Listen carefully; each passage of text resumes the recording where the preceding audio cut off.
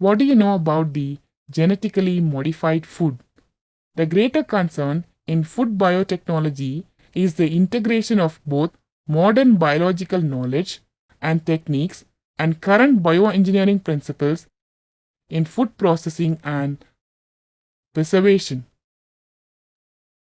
Modern biotechnical techniques will have considerable importance in influencing the trends in the food market, namely cost, preservation, taste, consistency, color, and above all, the health aspects. Every year, more than 1 million children die and another 350,000 go blind from the effects of vitamin A deficiency. Employing genetic engineering techniques, Portricus of Switzerland and Peter Bayer of Germany transferred the genes that make carotene in daffodils into Oryza sativa. Ordinary techniques of plant breeding do not offer a way to enrich the crop. Extracting carotene genes from daffodils, Portricus and Bayer had introduced these genes into the soil bacterium. Agrobacterium tumefaciens, the transgenic agrobacteria, were then incubated with rice embryos in plant tissue culture medium. As the bacterium infects the rice cells, they also transfer the genes for making beta carotene. A number of examples are available where the transgenic plants suitable for food processing have been developed. Tomatoes with elevated sucrose and reduced starch could also be produced using sucrose phosphate synthase gene. Starch content in potatoes could be increased by 20 to 40% by using a bacterial ADP glucose pyrophosphorylase gene, that is ADP GPP phase.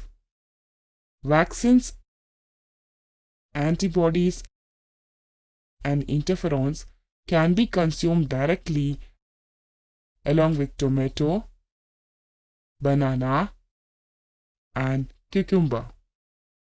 Edible vaccine.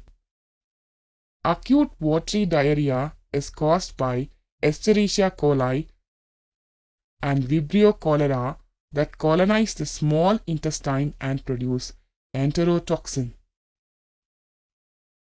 Attempts were made to produce transgenic potato tubers that they could still remain vaccines in their tubers even after the tubers had become 5% soft after boiling.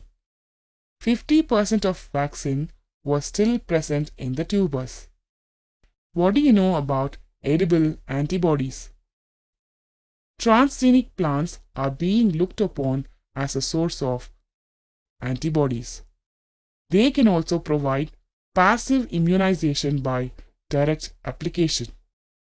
Now let us see about edible interferons. Interferons are the substances made of proteins and are antiviral in nature.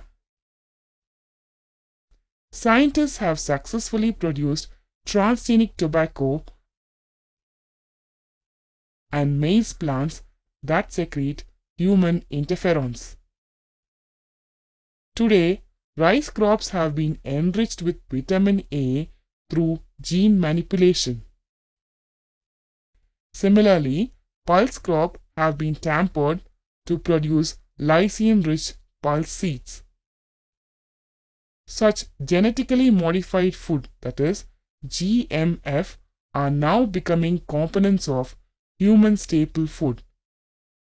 It is hoped that one day genetically engineered plants will have one or more of these attributes. They will show tolerance against heat, cold, drought, or salt. They are more nutritious. They can be stored and transported without fear of damage.